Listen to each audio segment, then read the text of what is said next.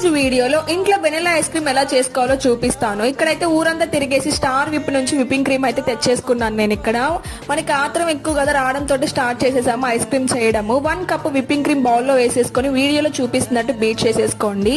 తర్వాత మనం చేస్తుంది వెనిలా ఐస్ క్రీమ్ కాబట్టి అందులోకి 1 టేబుల్ స్పూన్ వెనిలా ఎసెన్స్ అలాగే చాకో చిప్స్ కూడా వేసుకోండి.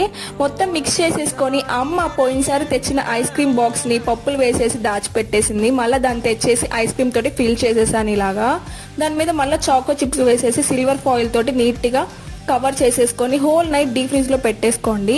ఎర్లీ మార్నింగ్ లేసి చూస్తే మన వెనిలా ఐస్ క్రీమ్ రెడీ అయిపోతుంది. ఇక్కడైతే మా చెల్లి నేను ఓపెన్ చేస్తా అని చెప్పి తీసుకుంది బాక్స్. ఓపెన్ చేసింది అనమాట. అదేమో గంటకి అతకపోయింది స్కూప్ అవుట్ చేసేటప్పుడు. తీసి మొత్తానికైతే బౌల్లో వేసేసింది. ఇంట్లోనూ హర్షీస్ చాకో సిరప్ తోటి నీట్ గా గార్నిష్ చేసుకొని తినేసాము. టేస్ట్ అయితే బాగుంది. మీరు ఒకసారి ట్రై చేయండి ఇలా. వీడియో నచ్చితే లైక్ చేసి సబ్స్క్రైబ్ చేసుకోండి.